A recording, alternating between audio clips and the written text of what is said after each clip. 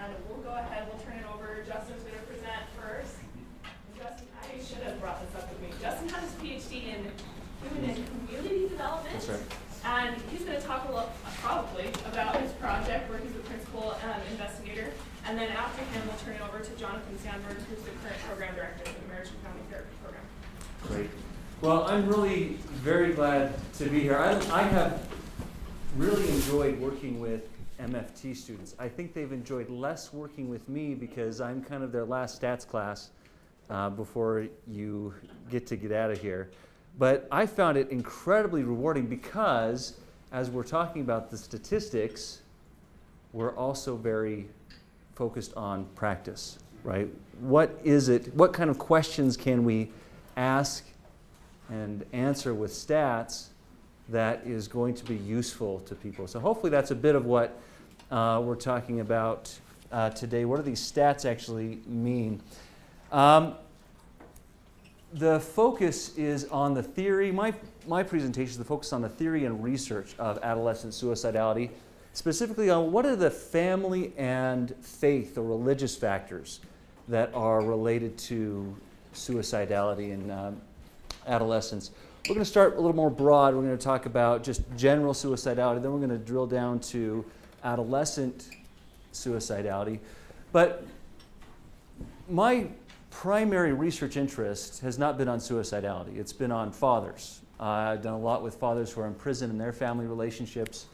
And I only recently got interested in suicidality because I've started now a new research project looking at faith development in adolescence, and particularly how do fathers and family influence the faith trajectories of adolescents.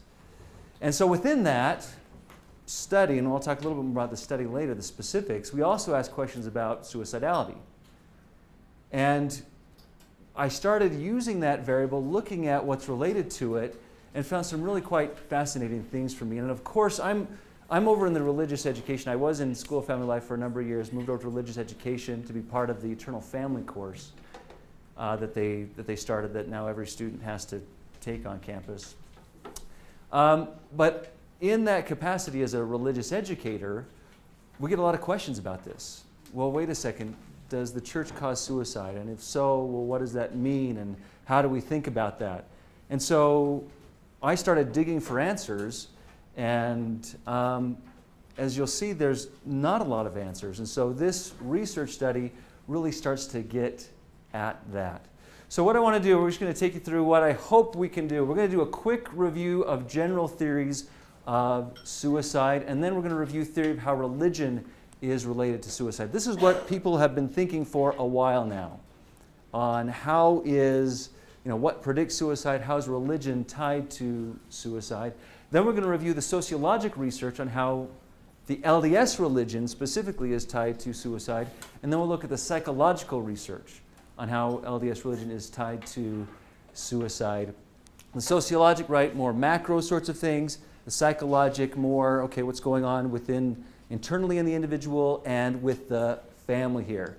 And I have to point out that my dad just came in. I'm really glad to have my dad here. Don't commit suicide. Right. Session just because I'm here. That's right. He's over in the business school, and for some reason he's never attended any of my stats lectures. But today he just shakes his head at that.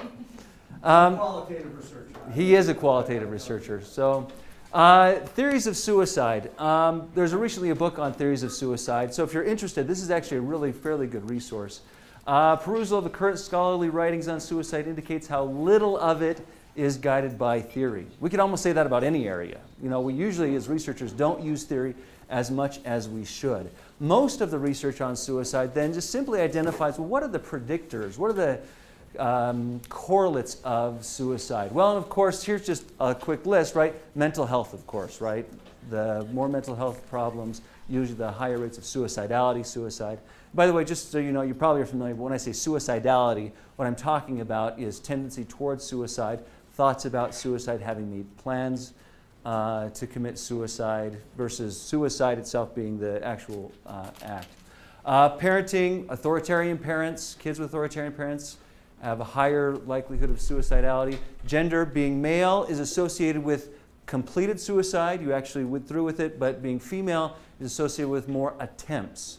Females are less likely to complete, males are more likely to complete. Race, being white, is more highly associated with suicidality.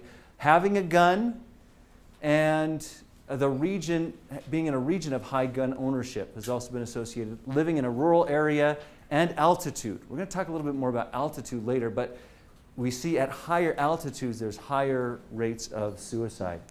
Okay, so those have been just some of the correlates that have been found. And when we start talking then about, okay, well, what's our theory behind these correlates?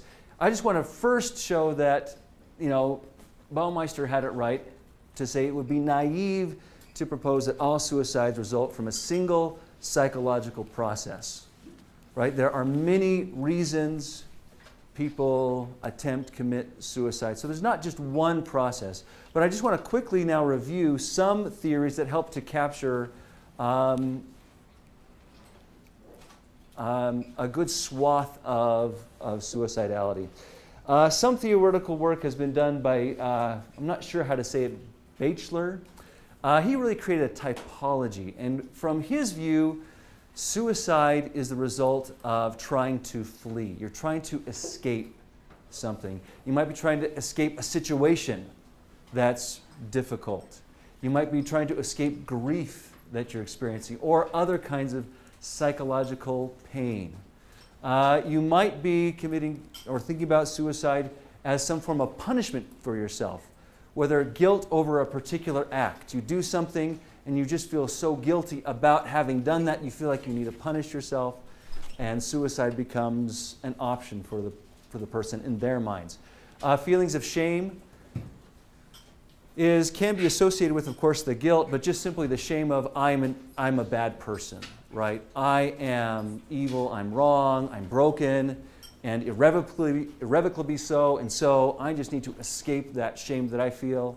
Another one, infamy, where a lot of people know, or a lot of people think, or I perceive that a lot of people think that I'm a bad person. The community perceives me, or I perceive the community as perceiving, if that makes sense, right? That I'm a bad person. Therefore, I need to punish myself for this. Often along with this comes a discussion of cognitive constriction. In other words, your thoughts, your ideas become constricted in the sense that, well, suicide is my only option. This is the only option I have. I can't see outside of that. Along with it as well, and connected with this, is an escape from standards that seem impossible to meet. Where you have the standard and I'm just consistently below that, and nothing I can do, again, a bit more cognitive constriction there, nothing I can do is going to be able to make up for that difference. Okay? Yes? I don't know if this is part of, or is part of any of the theory related to it, but for a specific example, I had one of my best friends in high school at age 53 committed suicide with two of his children serving missions at the same time. That didn't make any sense to me, and we had a kind of a memorial service for him, and I talked to his oldest son afterwards. I said, well, why would Matt kill himself? He's such a kind, gentle person. That doesn't make any sense. But he said because he had significant depression and wasn't functioning well, he felt he was a burden on the family. And so his issue was, I'm doing this, it's a sense of altruism. I'm trying to help these people because if I'm gone, their lives will be better. So my dad's helping me out because that's actually 2 slides from now. Right. Okay, so you've got mine. Okay. Because that was his. We're coming there, right? Okay. This is, and by the way, if you've just come in, please come get food. Okay, you're not going to bother me by coming up and getting food. It looks like there's lots of wonderful food up there. Please come grab some. Don't feel embarrassed. You're just fine. The other thing I'll add is we will send out these slides as long as you put in your email address. Yeah. We'll send them, so you don't need to be furiously taking notes. Right. And like my dad just did, please feel free to ask questions. Okay? That's absolutely just fine. Please feel free to ask questions. Yes. The other one that Sure. Yeah, that's another good point. That would go along. There's another. So we have there's numerous theories, right? And they all come at it from a little bit different angle. So before here, this was just Batchelor's typology, right? That's what he particularly thought about it. But there's another one that would probably get along the lines you're talking about. It's a motivation theory of suicidality, where it takes you through, okay, what are the various motivations why somebody might commit suicide? And that certainly would fit within that, right? So I'm not going to cover all theories. Again, going back to here, it's not a single psychological process, right? I'm just going to cover some of the more basic theories of this, and we can all think of a lot of different options. But please feel free to mention those as we go along. Okay, the standards are seen as impossible. This often goes along with, I'm going to get to the interpersonal one here in a minute, but I want to follow up with this, because one thing that we're all familiar with, right, the word perfectionism, right? And how is that related to suicidality? Now, there's two kinds of perfectionism that's often split out in this literature. One is socially prescribed perfectionism, and the other is self-oriented perfectionism. The socially prescribed perfectionism, there's the multidimensional perfectionism scale. If you're interested in research, doing this kind of work, this would be a good scale for you to use. One of the questions for the socially prescribed dimension of perfectionism is, the people around me expect me to succeed in everything I do. Right? So the people around me think that, hey, I should be perfect, that I can't fail. I'm going to let everybody down if I fail at something. So it's this external perception of, I've got to be perfect, right? And again, all of this is whether real or just in the mind of the individual, right? So and that's something that they also break out a little bit is, all right, whether or not it's other people really do have these expectations, the person perceives those expectations, okay? So you have the socially prescribed perfectionism versus the self-oriented perfectionism, which would be when I'm working on something, I cannot relax until it is perfect, right? If you've ever tried to write an article, usually your first, second, third, fourth, 100th article, sometimes you just feel like it's got to be perfect. You can't relax until it is perfect. What's found in the literature is that this socially prescribed perfectionism is the big one that's really associated with suicidality. Actually, this self-oriented perfectionism is sometimes related to positive things in the person's life, right? They're striving, and it's this more internal thing. But when it's this external, when they feel external pressures to be perfect, that seems to be when you get the higher levels of suicidality. That make sense? So there's actually there's the almost perfect scale. There's a lot of scales of perfectionism out there. Kavika, anybody know Kavika over in counseling psychology? He's done some work on specifically LDS and this perfectionism as well. He doesn't look at suicidality, but if you want to read his work is along those lines. Okay, getting now to the interpersonal psychological theory, and attributes suicide to really three things. The first is thwarted belonging. Right? We're all familiar with the concept that human beings want to belong. They want to feel like they belong somewhere with somebody, that they have that connection. And so in the interpersonal psychological theory, the idea is that's been thwarted and persistently thwarted. Okay, it's not just, well, I tried to get in, I couldn't, but it's I'm trying and I'm trying and I'm trying, and I just don't ever feel like I can belong. Right? I don't feel like I can ever belong. The perceived burdensomeness, right? Exactly this idea that, you know what, I'm more trouble than I'm worth. You know what, the world would just be better off if I weren't here, right? So people then frame it as, in some ways, in their minds as some kind of altruism, right? Where I'm being kind to other people by removing myself. And then capability for suicide. This doesn't show up in a lot of the different theories, but it's actually a fairly important one. It's found a lot of backing in the research literature, where overcoming the fear of death, right, of course, but then also having some kind of accessibility to a means to commit suicide. If Lieutenant Governor Cox of Utah is right. Last year, every single adolescent suicide in the state of Utah was done with the parent's gun. So every single adolescent suicide last year was committed with the parent's gun. They had some access to a means of committing suicide, right? For adolescents, pills, well, I'm not quite sure, what are they going to do, and maybe it will fail, but a gun is a relatively, if there's one in the home, right, the adolescent can probably access it. They know it's going to probably be effective and quick. And so this capability for suicide has kind of come up in the literature as something that's quite important here. These two things then lead to hopelessness. And in almost all the theories on suicide, you see hopelessness coming up. Not all of them, but many, many theories of suicide, you see the sense of hopelessness come up. Where at some point, a person gets the sense that, there's just no hope anymore. There's no possibility to remedy this situation. I'm never going to belong. That's just impossible, right? I will always be a burden, right? There's nothing I can do. They have the more, concrete view of themselves where these attributes that I have are fixed, they can never change, and they're burdensome, they're creating thwarted belonging, and so I'm hopeless. And then that translates into suicidality, right? So the hopelessness, the thwarted belonging, perceived burdensomeness to hopelessness to suicide, and the capability for suicide leading more directly.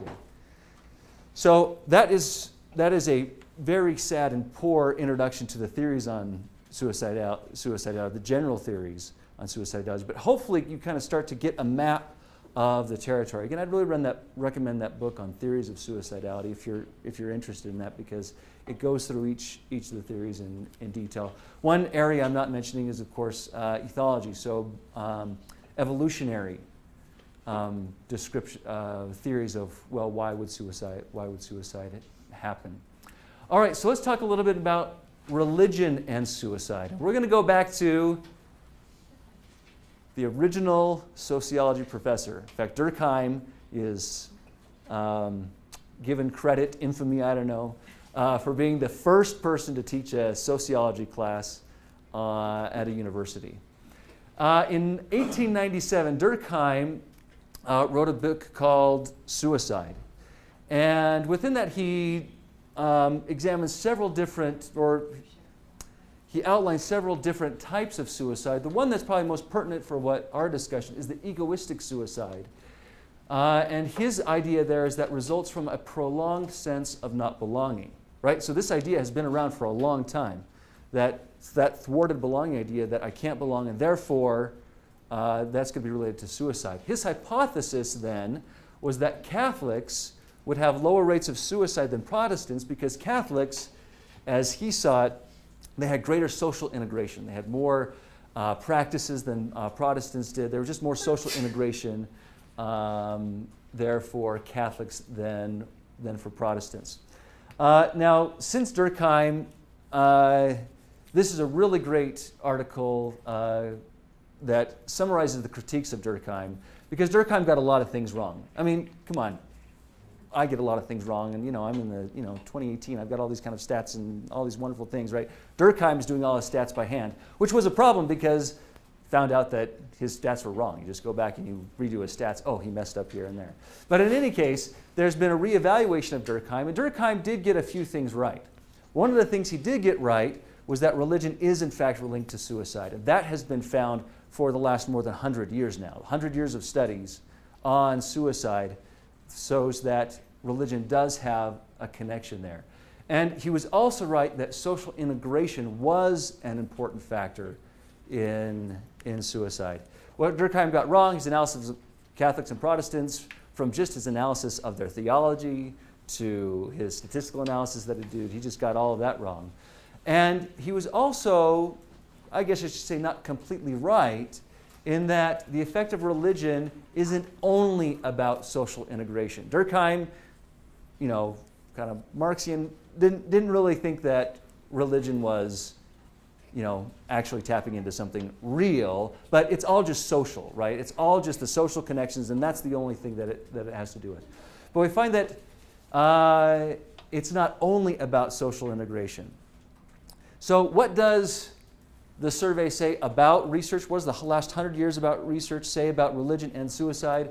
With very few exceptions, and hang tight, we're going to talk about the exceptions later, research finds religiosity measured in almost any possible way, whether it's private, public, religiosity, is negatively associated with suicide and suicidality. In other words, the more religious you are, the less likely you are to commit suicide. And again, that's just the last 100 years of research, including the most recent research, find the more religious you are, the less likely you are to commit suicide, though hang tight for more discussion on exceptions. So with that, I want to set up a premise here about religion and thinking about suicide.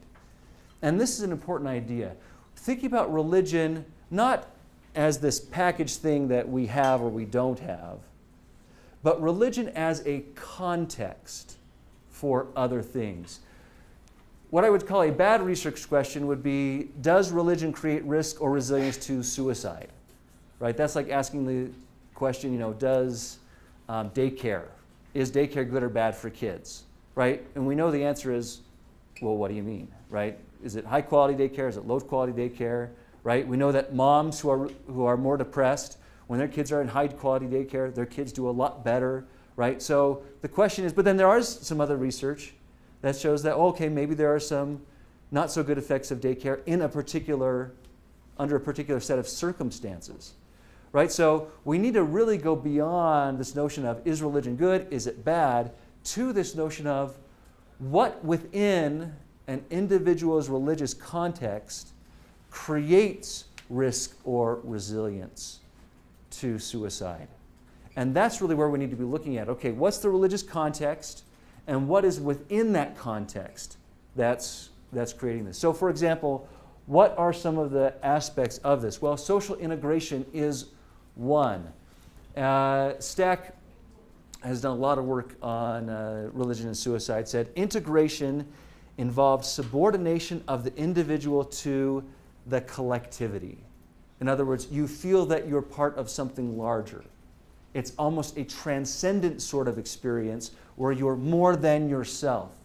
You truly do belong to the larger group. And they actually indicate here the greater the sheer number of religious beliefs and practices of a religious system, the higher the integration and the lower the suicide risks.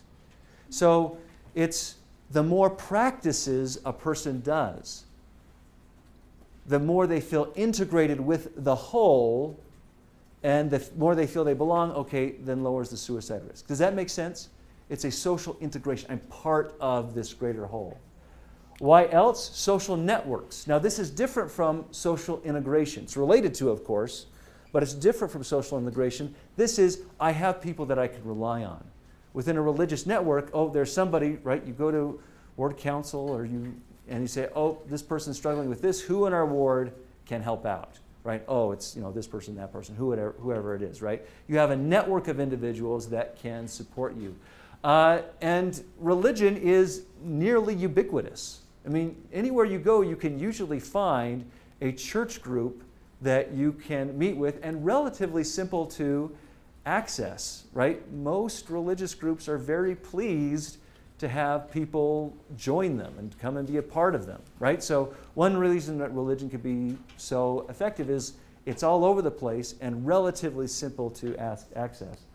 Another reason religion seems to be related to lower suicide rates, well, it's prohibited by most religions. Most religions would see committing suicide as against the will of God, as a sin. If you commit suicide, that's not going to speak well. And again, please don't think I'm spouting any doctrine here, right? But the idea was, oh, if I commit suicide, maybe my afterlife won't be as good as it otherwise would be, right? So it's a prohibition. Another reason that they found that it's related to religion, related to lower suicidality, is it provides meaning to the individual, meaning and suffering, and also compensation. I love how Stack says this. Humans are beset with desires and disappointments which cannot be convincingly compensated by worldly means, right?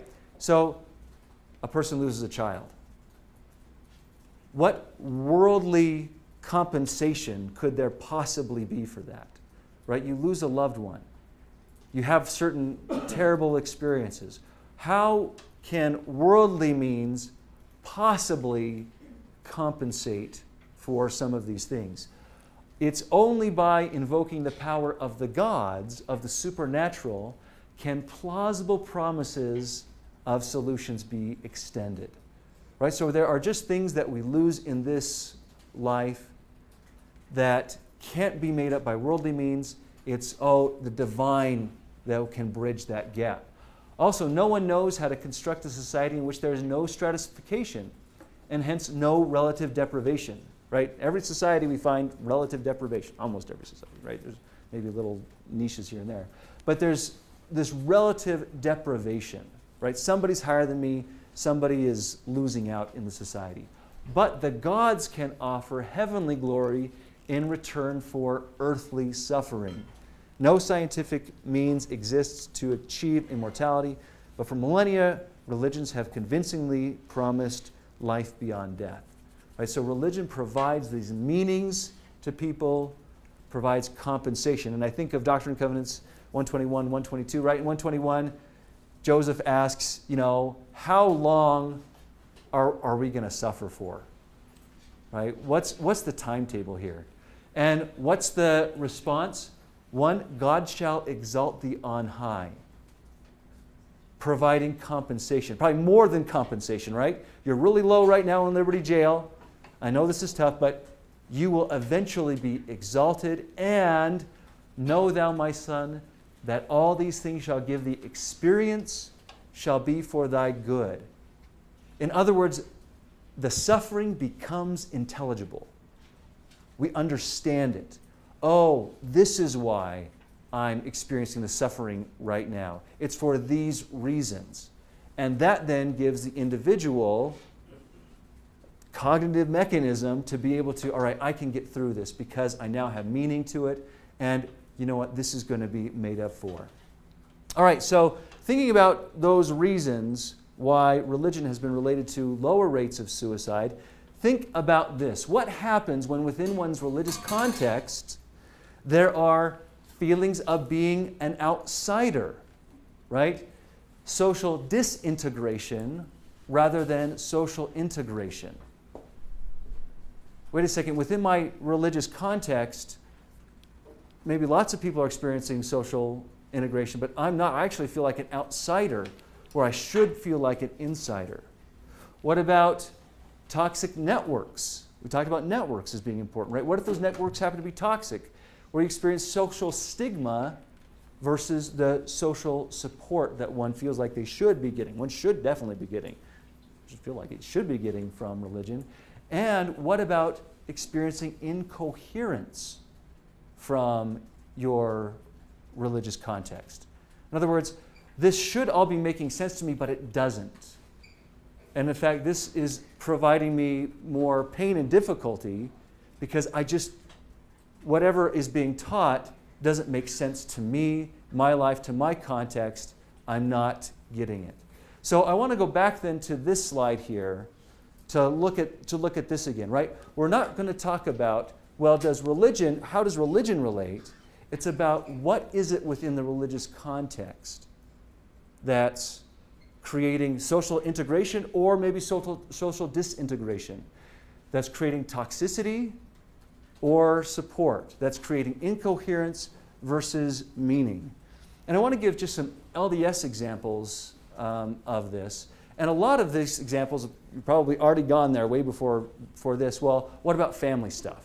What about LDS church and family sorts of examples? Like how does that all work? Now for me, I teach the Eternal Family course, right? And I've chosen to teach the Eternal Family course, right? That's what I love.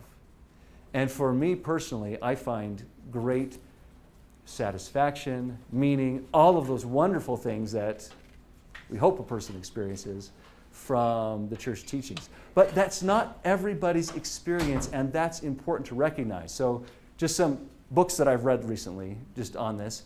Carolyn Lynn Pearson, The Ghosts of Eternal Polygamy, where this notion of polygamy as it existed and maybe some current practices, well, what does that mean for my heaven? This is creating some dissonance for members, and this really is just, so Carolyn Pearson, she just did a survey of lots of Mormons, said, essentially, do you have issues with how the church teaches about this? And everybody who did have issues, not everybody, right, but those responded, okay, yes. And so this is just kind of a survey of all these people who have serious issues with how the church has handled the issue of polygamy. Obviously, same-gender attraction, LGBTQ issues, this is Saving Alex. It's about the story of a girl who, when she was 15, came out to her parents. And it created an incredible amount of incoherence, right? Her parents didn't know how to deal with it. Well, how does the afterlife look? We don't know. I mean, does this mean that things aren't true? You know, is everything we believed in wrong? Her parents send her to some other LDS members' home for reparative therapy, only very sadly, I mean, these people had no therapy training whatsoever, and just kind of did this as a side thing. It was terrible, right? So one way that that created this incoherence. Another example is, of course, Tom Christofferson, D. Todd Christofferson's brother, who, when Tom Christofferson came out as gay, a number of decades ago, there was total incoherence, right? How do I be Mormon and gay? This doesn't work. These don't fit together. And so his only option, as he felt, was I have to leave the church, right? There's no way to combine these two. And so, okay, I have to leave the church for those reasons. And of course, this discusses his journey about, oh, wait a second, maybe these aren't circles that have to be apart, but how do they overlap together? And that's the book describes his journey of, this is how they overlap, and this is how it makes sense together.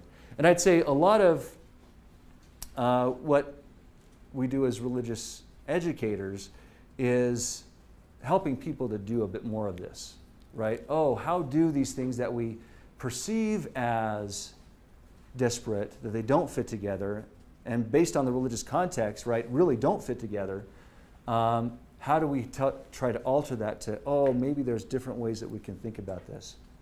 Any thoughts or comments on that? Okay. We're going to go back to theory here. This is very Bronfenbrennerian. That's my word. So hopefully you're familiar with who Bronfenbrenner is. Ecological systems theory, microsystem, macrosystem, proximal processes, all that. We can think of religion as a microsystem. You go to church, and that's a microsystem.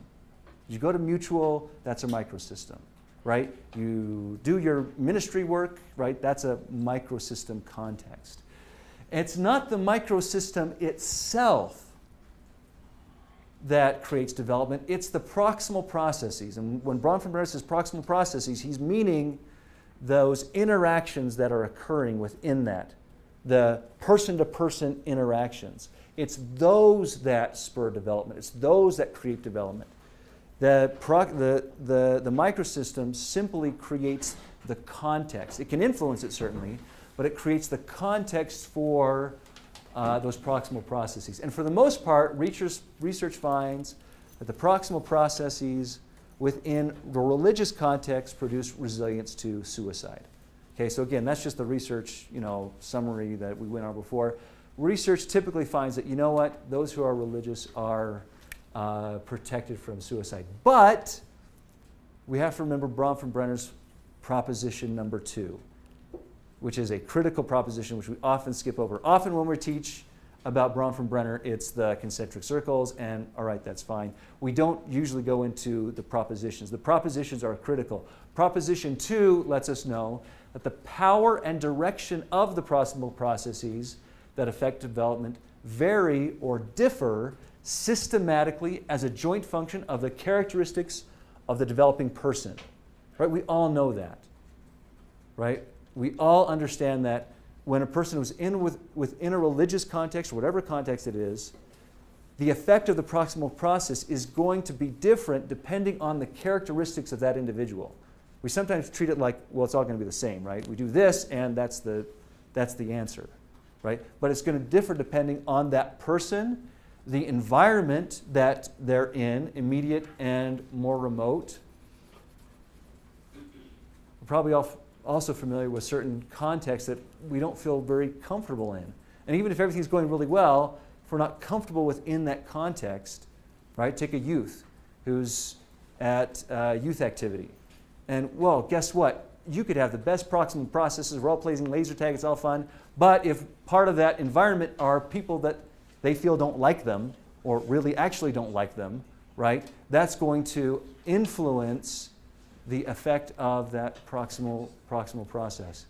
And of course, the nature of the developmental outcome, right? Not every proximal process will affect each developmental outcome in the same way.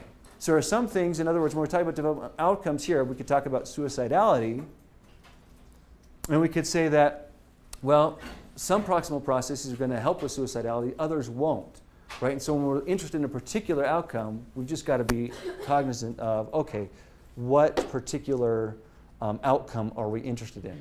Does this make sense? Any questions about this? Right? So simply applying Bronfenbrenner to this concept of religion and how we can think about religion influencing suicidality. Thoughts, comments? Okay.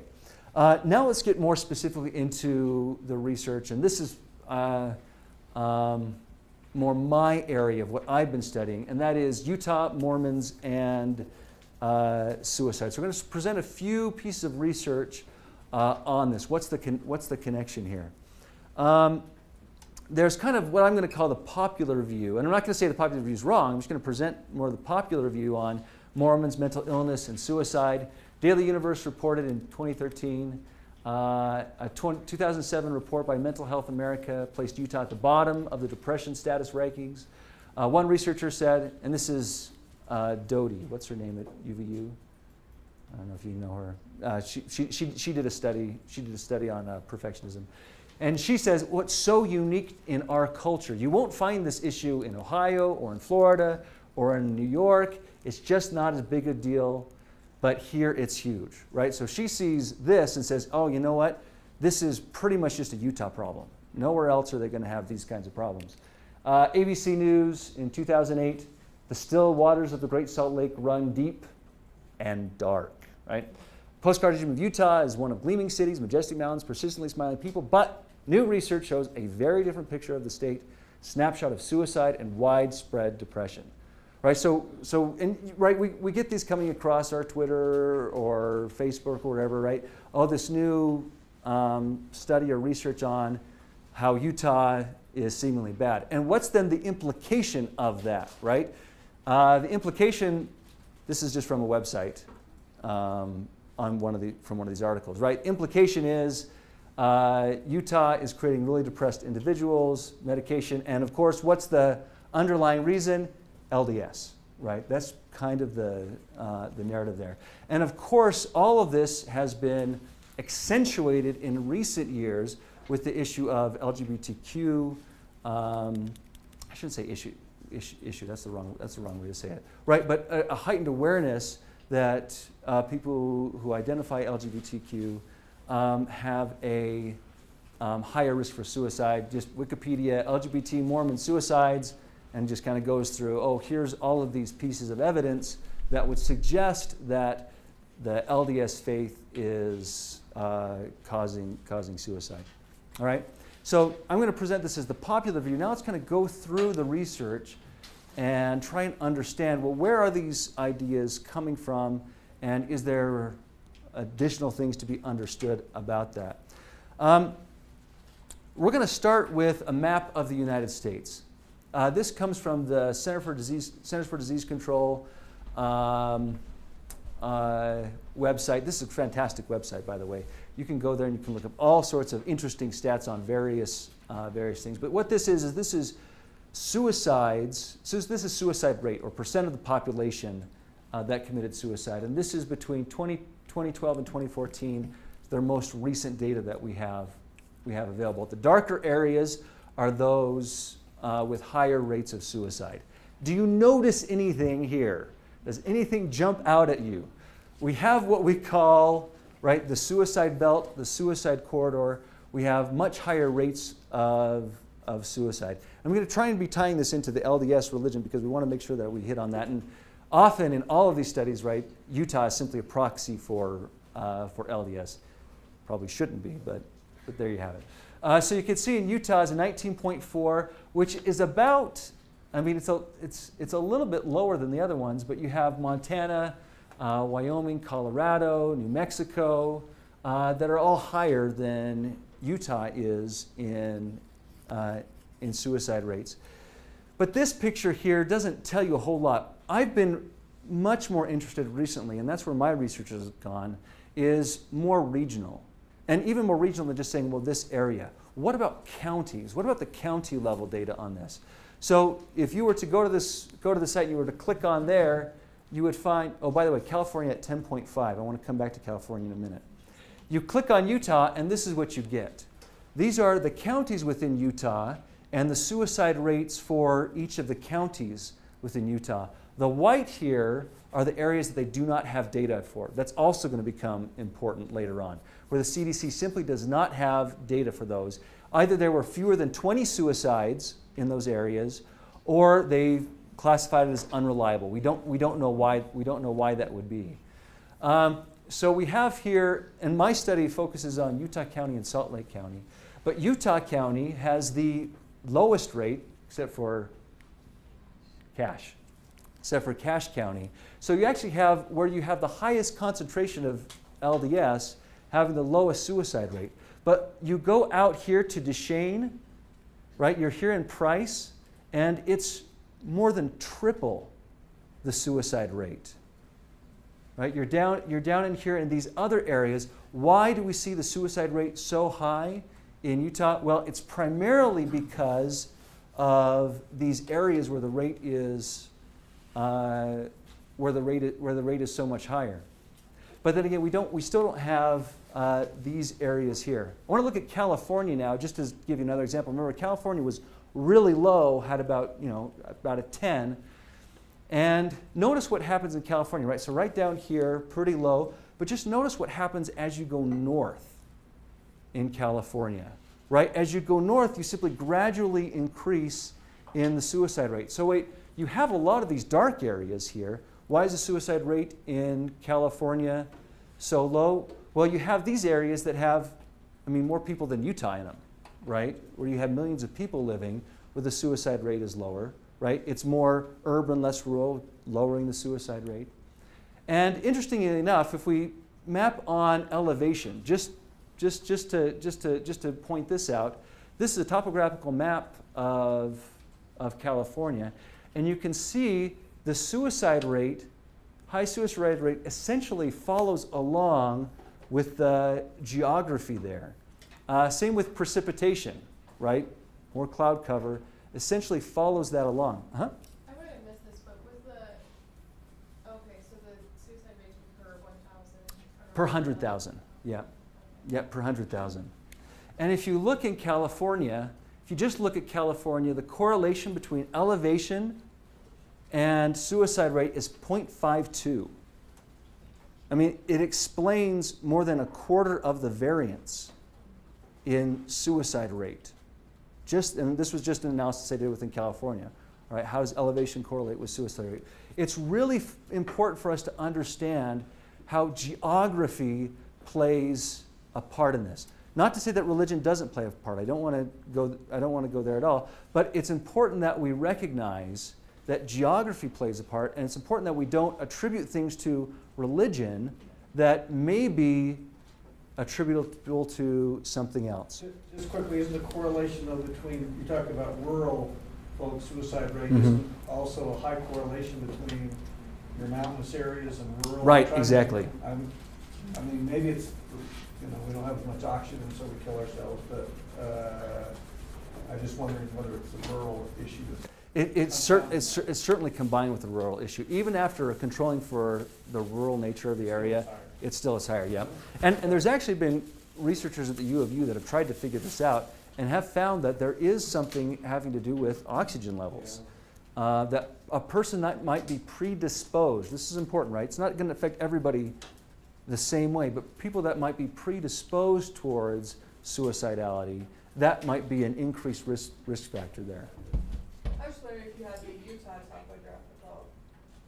Just like No, the I don't Suicidality. have the Utah topographical. This, I just have the California. I need to do it within Utah as well. The problem with Utah is that we have such big counties that cover such a wide area that the elevation of a county like Utah County, you have like really high and really low within the relatively large counties.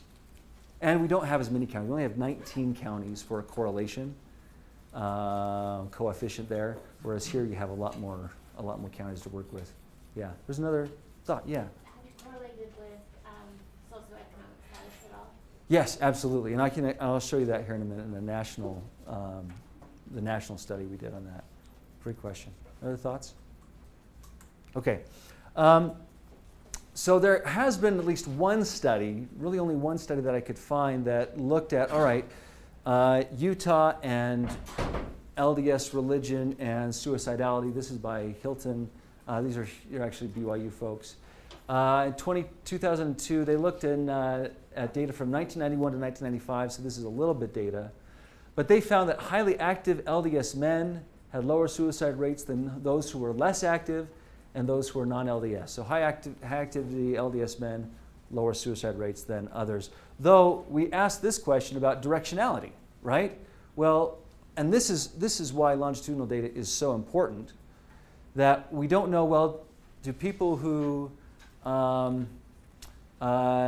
likely to commit suicide, have high suicidality, do they stop coming to church, right? Do they stop doing those kinds of things? And then that's why you'd see that. So we don't know about that. But just, okay, if you just take this, the higher the religiosity of these LDS males, the lower the suicide risk. Yeah. I was just going to say, because I've worked primarily with LGBTQ youth in Utah County, Mm-hmm. and I would say that a lot of them, I see that different directionality of Yeah. once I kind of separate myself from that dissonance that I have felt within the church, then my rates of depression and anxiety tend to go down, so that might be. Sure. But that would kind of be the other explanation, Oh, yeah, though. that's So true. it'd be kind of the opposite, where okay, they left and then they feel better, and so you'd say you expect them to see lower rates of suicidality then, versus in this Right. where they found the other. Not that that's not a real thing, Right. but just with this study, that's what they were looking at. Uh-huh. So I was just curious with that, have they done a similar study, or has somebody done a similar study outside of Utah's? Because we just talked about how if you have a stronger network, if you're highly active, yeah, your network's going to be extra strong. Versus in Utah, there's so many non-LDS people that feel so ostracized and don't have friends because they're not LDS. I'm just curious to compare if they've done anything. Yeah, so this is just specifically with LDS, but with any other, but with all the other 100 years of research, yeah, the more religious you are, the lower your rates of suicide. Yeah, so but this is one that was specifically done with LDS, but it just mirrors all the other research suggesting that religion is protective. And this was Utah LDS. This was Utah LDS, Not LDS. and just males, Do they yeah. have information on females? They do not, no, it's just males in this one. Are you getting frustrated yet by how much we don't know? I hope so, because I hope you all do this research. Yes? You may have mentioned this, but was there a higher rate for men than there was for women? Here they just did men. Oh, right. But in general, In general. men complete suicides more than women do. Women But attempt suicides more than men do. Yeah. Is that okay? Does that make sense? Okay.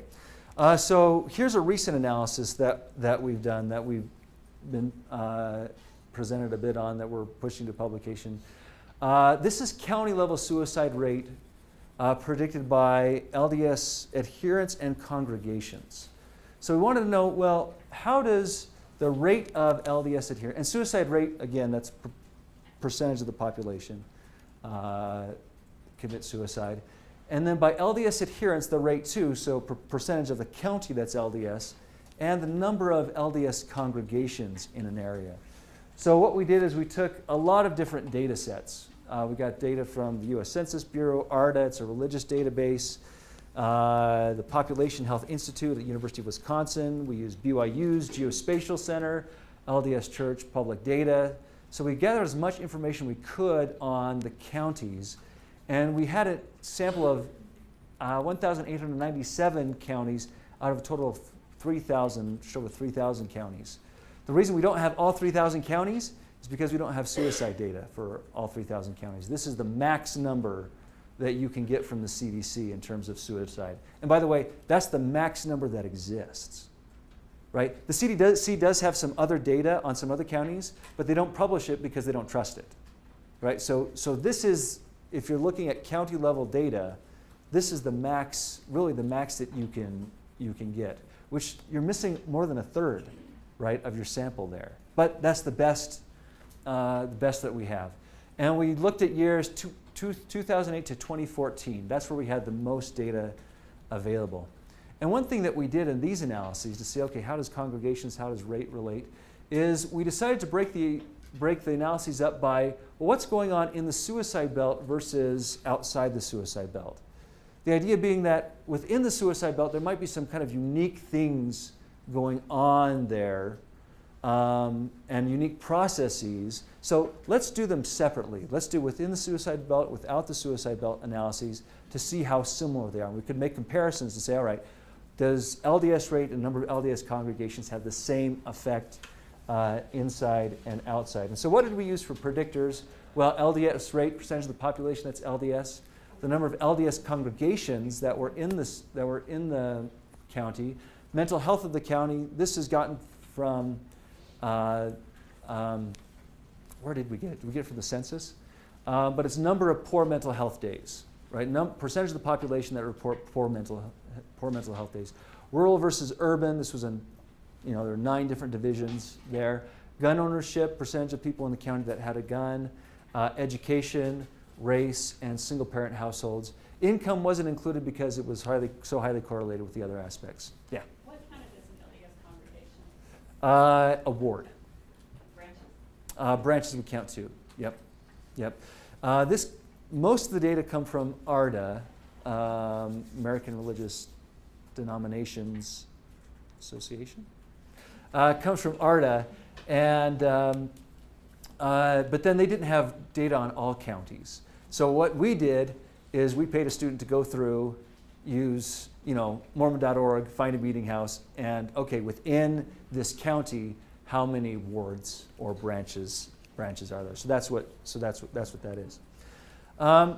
One thing that was very interesting as we looked at this is that LDS rate was consistently predictive of higher suicide rates, whereas LDS congregations was consistently predictive of lower suicide rates.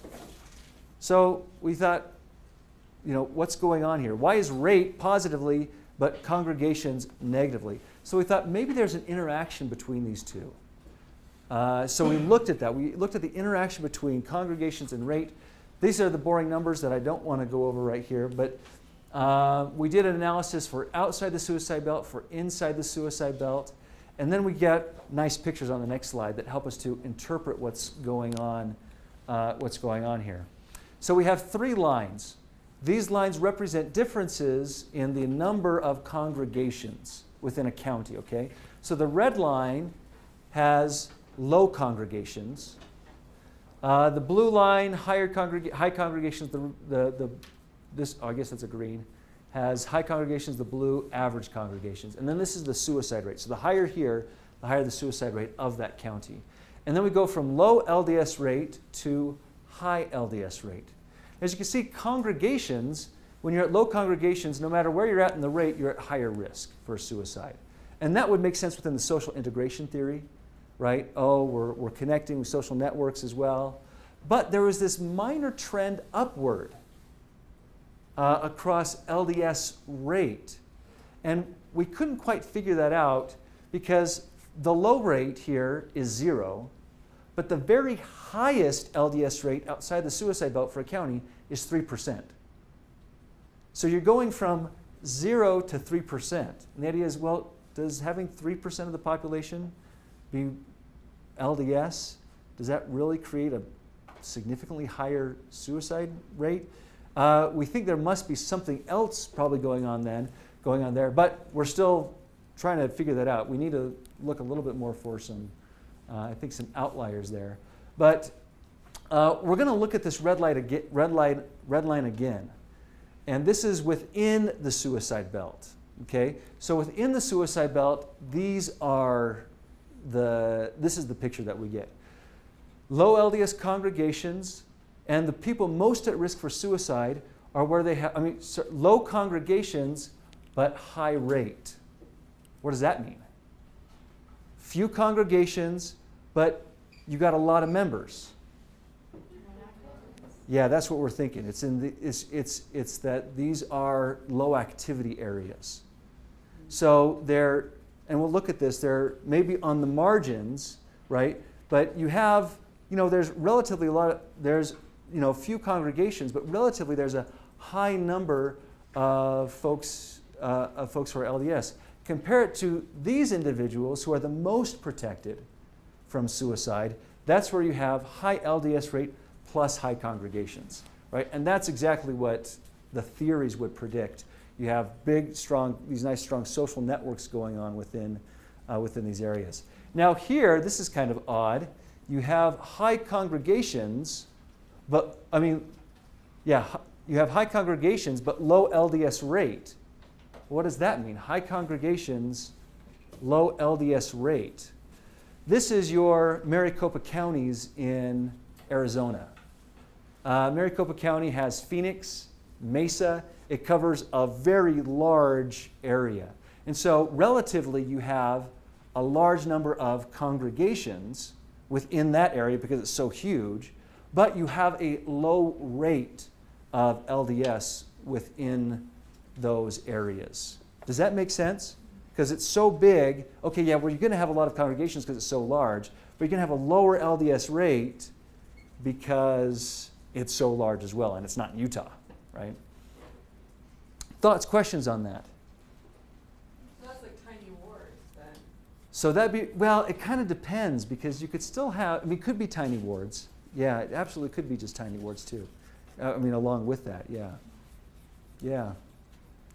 So we feel this is so far the most sophisticated analysis using actual suicide, right? Actually completed suicides and LDS rate, LDS congregations.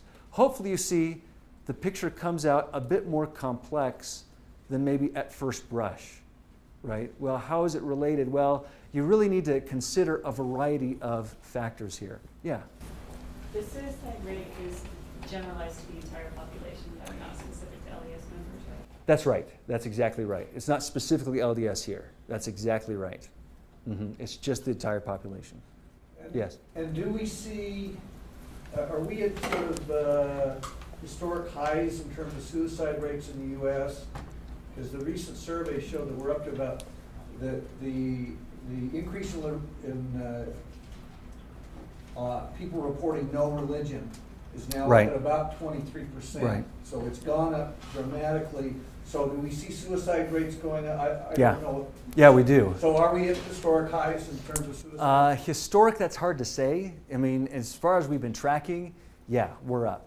And of course so some people would say, well, yeah, we're decreasing in religion, we're decreasing, but then you generalize that to social networks, right? Bowling alone, lower social capital within the society. You have fewer social connections, even though you have 1 million friends on Facebook, right? And that's a whole nother discussion about how social media impacts all of this. All right, is that any other thoughts on that? Have you published this? This has not been published yet. It's been presented at UCFR. We'll be presented at NCFR this year, and then now we're working it for publication. And keep getting food, water. Yeah, please do. Absolutely. All right, let's start talking now about LDS youth and suicide. Okay? Yes? I am just curious about if there is data on the size of congregations and active members. I just don't know. Size of congregations, no. We do not have that information. We would love to get that information. That's a whole other discussion, and we would love to get some information from the LDS Church just on some basic things. We haven't been successful with that yet, but that's not surprising given it's understandably held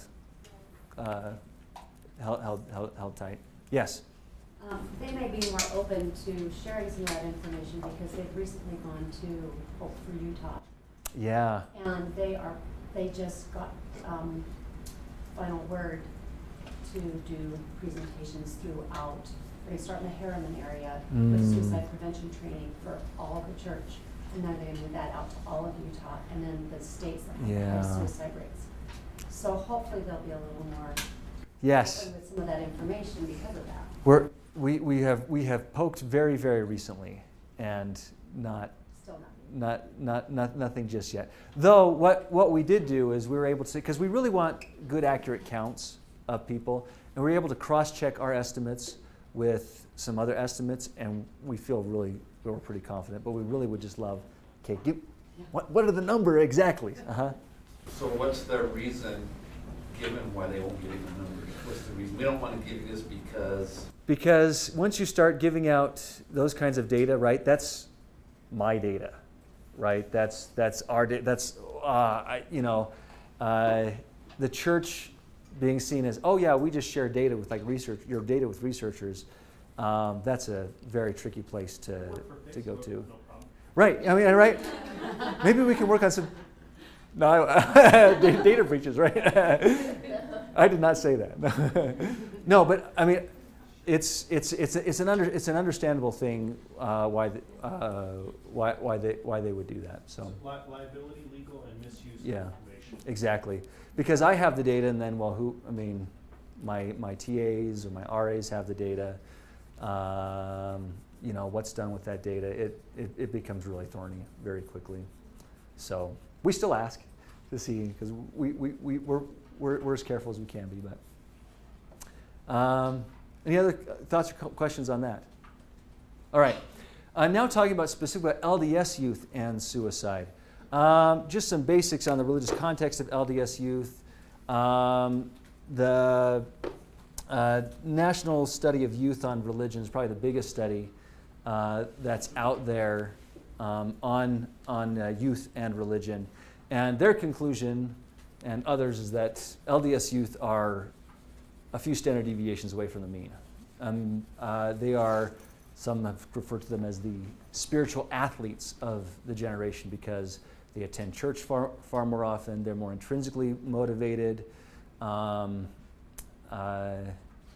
they, prayer and all those kinds of things. They know more about their religion than other youth of other faiths. On average, okay, make sure I say that, on average, LDS youth are much higher. They're far more likely to stay in the religion than those of other faiths. This is actually a really important area to make sure, if you're interested, to look at. We often discuss LDS stats and what's happening in the LDS church, but when you put it in comparison to mainline Protestants and others, you see a very different kind of a picture emerging when you put those comparisons up. But in any case, LDS youth are, on average, pretty engaged. That's what just that slide says. And so we have had a lot of discussion in the church, in classes, on, well, what about youth suicides in the Mormon religious context? This is by Benjamin Knoll, published in Dialogue, if you're familiar with that journal. And really looking at the LGBT youth question, with the rationale being the church is not perceived as friendly to LGBT youth, the recent policy about LGBT youth and same-sex households, all of that. The implication being that this is driving increase in suicides. And so Benjamin Knoll does an analysis with CDC data, same kind of data, same data that we were using, to look at, all right, in states, he does it at the state level, in states where there's higher rates of LDS, is there higher suicide rates for youth, right? So doing essentially kind of this similar analysis, doesn't take into account congregations, but just is looking at that rate. So just a note on this, and to show just how thorny this kind of research is. So this is, you saw this map earlier, right? But it was by state, suicide rate by state. This here is the whole country with the suicide rates, with the white being missing data, right? So those are our third missing data for all suicides. This is all suicides. So he then used, Benjamin Knoll used the youth suicide. So you can restrict it to, okay, well, just youth who committed suicide in the United States. And then this is the data that we're looking at there with youth suicides. So you only have, oh yeah, yeah. So most of the map is blank. And this is the best data on completed suicides that we have. We didn't do an analysis of youth suicides just because we looked at it, and doing it by county, we just thought, you know what, we just simply don't have enough data to do that kind of analysis. So, you know, the analysis for Idaho is done with, you know, a single county. Yeah. Well, so oftentimes there might be a suicide, but it's not reported as suicide. Exactly. Especially with youth. So that exactly. would limit the data quite a bit. That limits, and again, they don't report it if they feel it's unreliable for some reason, or if there's fewer than 20 suicides. So you're only really getting the areas, the counties, where you have a lot of suicides, right? So when there's fewer suicides, and a denser population, because there's going to be more than, you know, likely more than 20 suicides in a higher dense populated county than a lower densely populated county. Yeah. So I'm curious why we have a suicide belt when we don't have data for so much of the country. This is just youth. This is, Over here. oh, over here? But the suicide belt was for all suicides, and yet Yeah. we don't have data for a lot. For these? Right. That's exactly right. So it could be that it's not the suicide belt. It if could we be, had information. it could be that there's other things going on in here. That's right. Absolutely. But we just don't have the data. These are the data, by the I way. should probably say that otherwise. We don't know if they're above or below the suicide belt, but the suicide belt data is reliable. That's right. Great point. It is, Well, it's filled in. Yeah. right. So in Kansas and Oklahoma, it may be less or more, Mhm. but that doesn't change what we know about Utah. That's right. So that's reliable. The saddest part on there on the right, if you look at that map, that is a high distribution of native tribal lands. Exactly.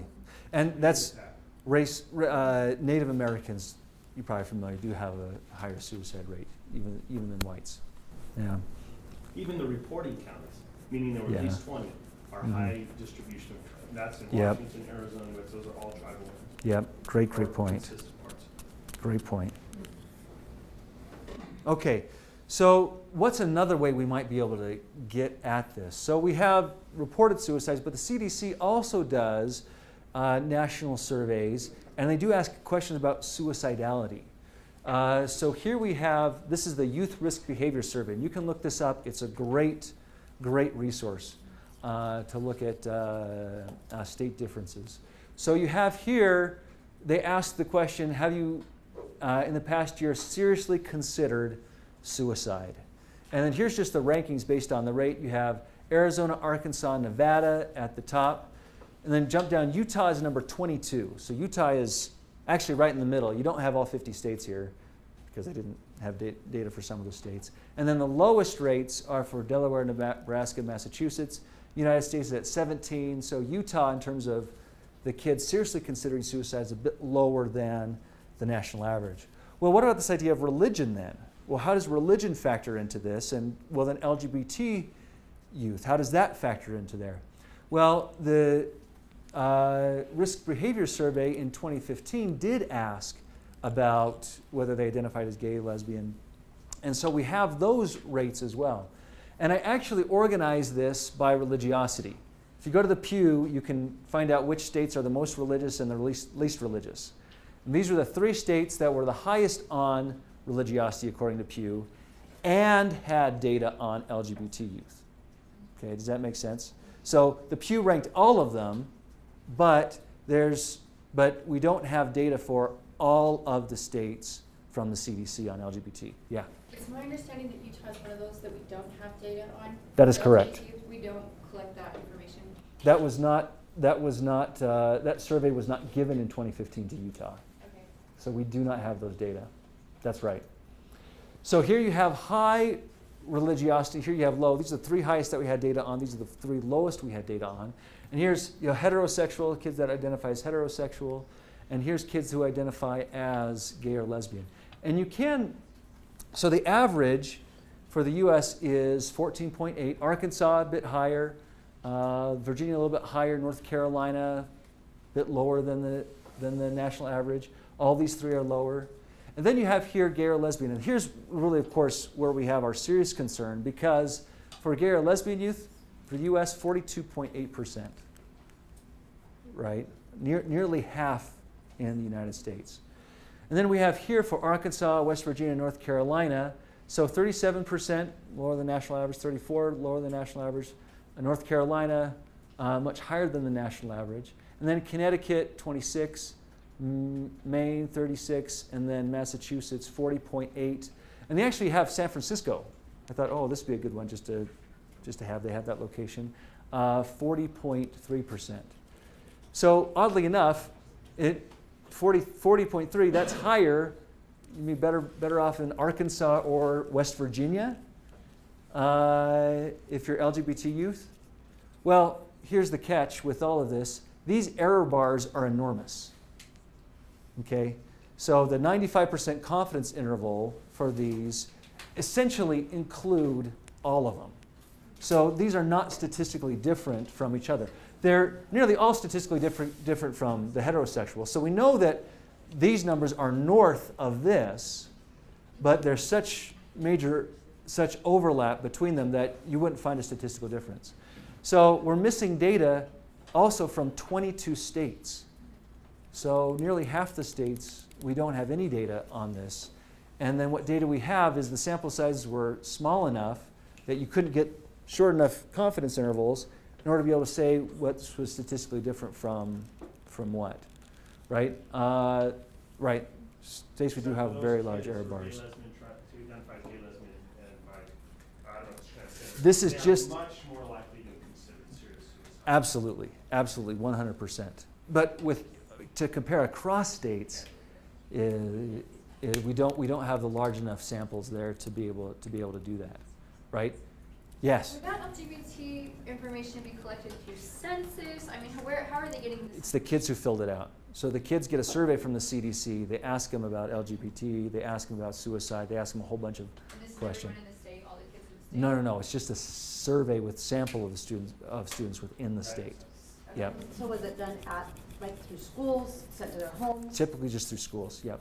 Because that's been one of my biggest concerns, knowing that in Utah, the rate for suicide in youth has tripled since 2007, but we have no idea how many of those may be LGBT. Exactly. And if you talk with Michael Staley, Hope Squad and Hope Squad Greg Hundal, it's important for us to recognize that those numbers in terms of increase in suicide are based on this. So when we say there's been a major increase, and Michael Staley, he's the person who was hired by the Utah Medical Examiner's Office to study youth suicide in Utah. That's all he does. And he gets a little frustrated with that number because he says, in Utah where you have these low dense populations or you don't have much data, a few suicides makes a huge difference for an increase. Please don't think I'm saying that that's not meaningful. Absolutely, right? Any suicide is tragic, and so we need to make sure that we're looking at that. But Michael Staley particularly doesn't like the suicide rate as a number in itself.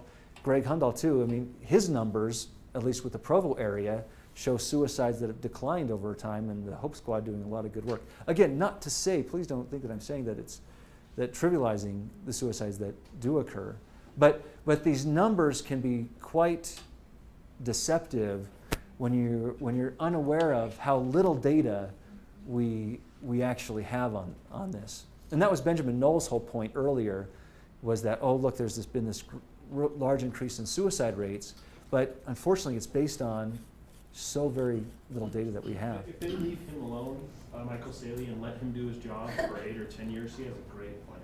Yeah. A lot of medical autopsies, interviewing people who knew the kids. He's gonna have a lot of good data if the funding doesn't get cut, if it doesn't get politicized. We met with him, I was impressed. Yeah, yeah. I think he did great work.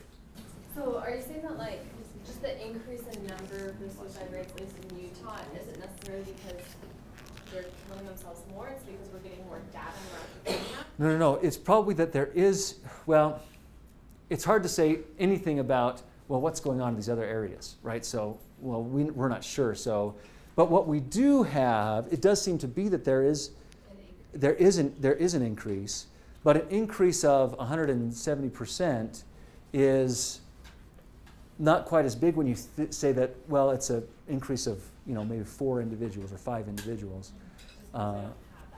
Just because there's such a smaller number of people that they're working with. So it's a big debate around, well, what numbers should we be trusting here? So that 141% increase compared to the 23.5% increase nationally. But again, then that was it's hard to compare those. So what Utah did, so Utah said, okay, we're having this, what's perceived to be this increase. Well, let's have the CDC come in and do an evaluation. Do you know about this? They did this big evaluation.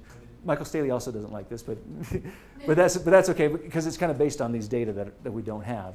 But what they did is they came in and they did a review of suicides between 2011 and, between 2011 and 2015.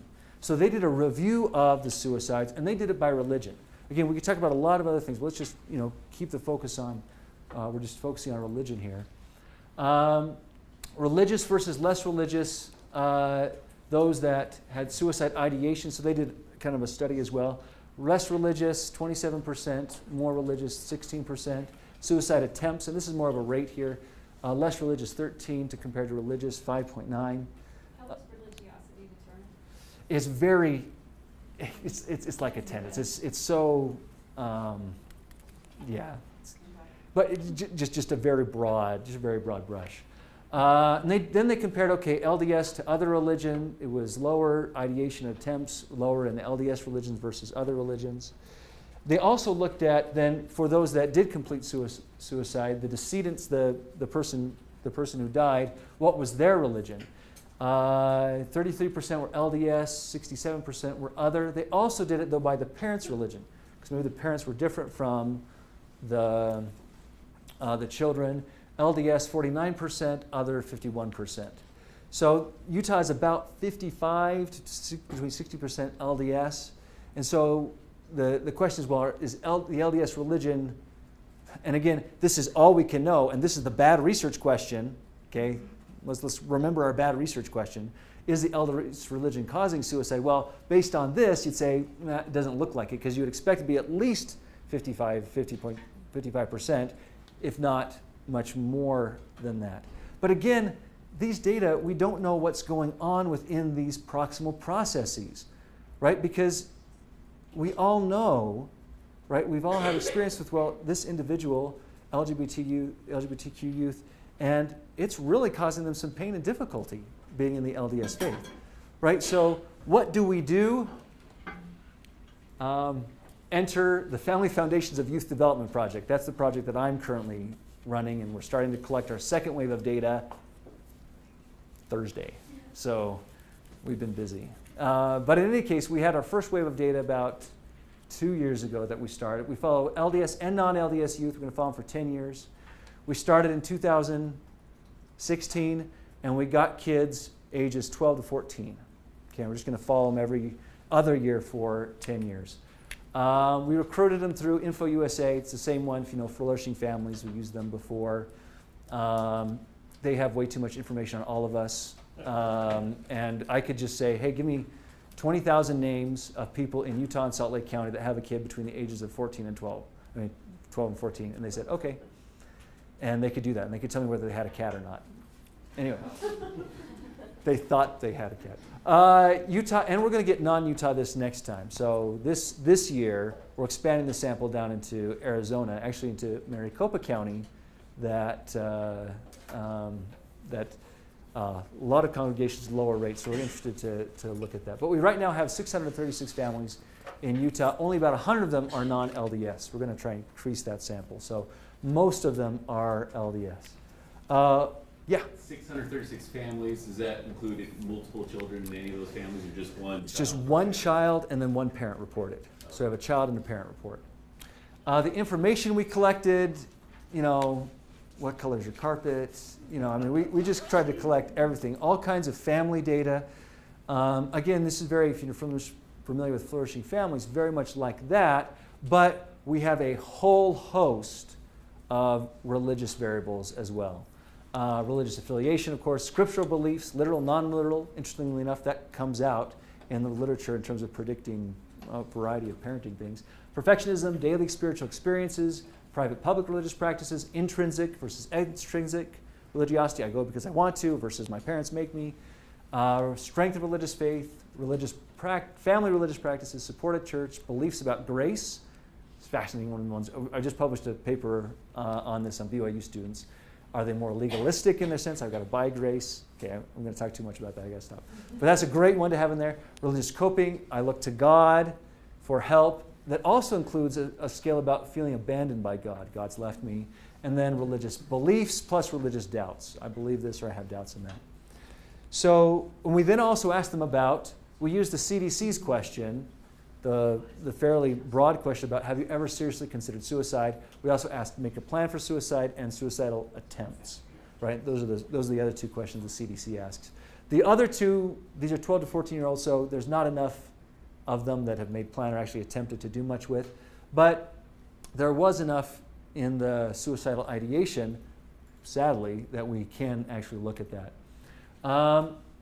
So the CDC reports for 12 to 14-year-olds, our age range, 17.2% of 12 to 14-year-olds had seriously considered suicide. The CDC reports that in Utah, 16.3% of the Utah teens had seriously considered suicide. Our Foundations project for all teens found 16.6% seriously considered suicide. I'm kind of glad that we're mirroring what the CDC found. The LDS, though, was at 14.6%. The non-LDS was up over 30%. And the reason the average isn't here in the middle is because there's just so many more of these. Now, CDC didn't break out LDS, non-LDS, but we fortunately can do that. Yes? So these stats are based on the questions of the previous slide? Yes. If you don't mind flipping to that previous slide. Oh, yeah. Is there a reason why depression and anxiety doesn't have a bullet, or is that Oh, that should. I'm so sorry. Parent and child depression, anxiety. So we have them for both. So in a microsystem of the LDS church context, Uh-huh. are we relating or knowing how many diagnosed depression cases are in relation to attempted suicide? I mean, Yes, I'm we. worried that depression is keep getting overlooked. Absolutely. What's a family history of it?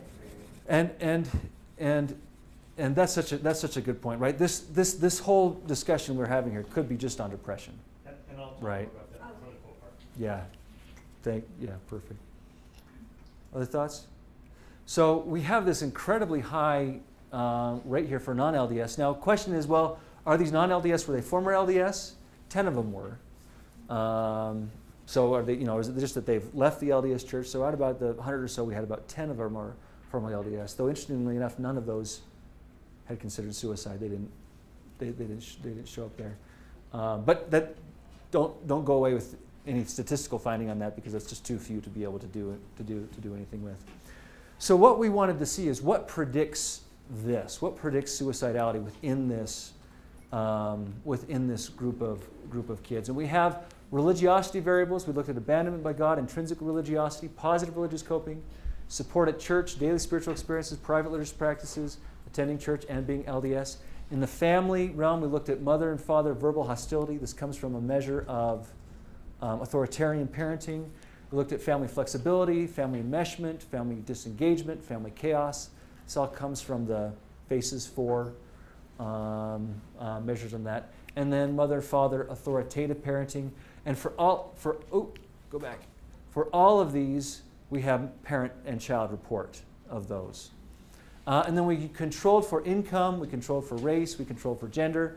Then we controlled for some child personality factors that could be related, like child agreeableness, child emotional liability, sometimes referred to as emotional reactivity or neuroticism, and social desirability. I like this one. This is a personal favorite because one of the questions is, well, are more religious people just going to say that they're doing fine, right? Are they just going to say that, right? So what we do is there's actually these wonderful measures of social desirability where you find out whether the person is just responding in a socially desirable way. Like you ask them questions, you say, have you ever lied, true or false, right? And some people say, oh, yeah, no, I've never lied, right? And you have a host of these questions, and people that score high on that, all right, there's something going on here. And so we can control for this social desirability factor. So we can kind of factor out the notion that, well, maybe more religious people are just trying to look good in that. So what was related to significant predictors of suicide ideation? Only 3 things. Being LDS, lower suicide ideation, the emotional liability, that neuroticism, greater suicide ideation, and this was the big one, feeling abandoned by God. Kids that felt abandoned by God had much higher levels of suicide ideation. Now, how come family didn't come out? And this is kind of like, well, some family things should have come out here, right? Or some of the other religiosity things should have come out here. So as we were looking at it, what we found is that when you put in abandoned by God, it kind of wipes out any other family effects or other religiosity effects. So what that suggests, to me at least, is mediation. That religious and family contexts are influencing feelings of being abandoned by God, which then in turn influence suicidality. It's kind of looked like that whole maybe hopelessness would be within that. So what we found is what's related to abandonment by God. I'll go back to the other one in a minute. One, less abandonment by God was related to church support. If you feel supported by your church, less abandonment by God. Intrinsic religiosity, I'm doing this because of me, less abandonment by God, and having daily spiritual experiences, less abandonment by God. What's greater abandonment by God? This is a surprise, that father's verbal hostility, right? The more verbally hostile dads are, the more they feel abandoned by God. Family enmeshment, also related to abandonment. People know what enmeshment is? We kind of you have that, okay. And then these two are really interesting. Wait, positive religious coping, like I look to God for help, and private religious practices, I'm reading my scriptures. Wait a second, I thought those should be good. And at the correlational level, if you just do a correlation between suicide and these, they're they're negatively related, right? But these are what's left over after you factor out spiritual experiences. That's right. So this is what's left over. So there's probably also a mediation from here to here, but after you control for this, if you say, let's take out intrinsic religiosity and spiritual experiences from these things, what's left is I'm trying, but it's not working. I'm trying, but it's not working. Another way to look at this is we looked at profiles of religiosity. Attendance, intrinsic religiosity, church support, religious coping, private practices, and abandonment by God. And what you see here is this is attendance. So you have some people that they go like just all the time. This is at least weekly. That's more than weekly. This is I don't go at all. Like you wouldn't catch me there, ever. This is I go about every other week. So if you look at abandonment by God, where does it sit? It sits with this red line. In other words, they're there, and for me, thinking about, youth in my ward, this is important, right? For me, the kids there about every other week. They're really not going. They feel like they kind of have to go. They don't feel supported by their church leaders. They, do more than these guys, but, right? They're religious coping, but not a ton. They don't do the private religious practices as much, and they feel abandoned by God, right? It's these kids on the margins, if you will. And you can very easily see LGBT youth fitting into this profile. We will know that after this summer. Right? We don't know directionality here either because we just simply have one snapshot, one time point. After the summer, we'll be able to say a lot more about this. Right? How does abandonment by God and family and all of that, work together, predict one another? Any thoughts about this? This is about, let's see, our red is about 17% of our sample that fall into that category. And interestingly enough, they're no more or less likely to be LDS. So these aren't the non-LDS kids, these aren't the LDS kids, they're just as likely to be non-LDS or LDS. There's more LDS kids in here just because there's more LDS kids in the sample, but in terms of percentage-wise, you would no more be likely to be LDS and in this category than non-LDS. Okay? I hope that this has given you just some idea of the theory and then the research that is trying to be done in this area and just the thorny nature of trying to do this research. We just need better data. Michael Staley, right, can do his job. We're going to get so much better data on this, but hopefully it's also, right, I don't know, as professors, we feel like we're successful if we've confused you, right? Now you say, oh, what I thought maybe I knew for sure, maybe needs a little bit more nuance. There's other things to consider about this. Yeah? I'm curious, are you helping use this information in developing the new youth children curriculum for the church? No, I mean, nobody's. Nobody's No. actually used that. We're working on it. That seems like that would be amazing. Yeah. We're working on it. I guess if you could come away from one thing, come away with the red line, right? That's an important group there. All right, I'll sit down and let Thank you. Jonathan Let's take give a it. round of applause. Well, yeah.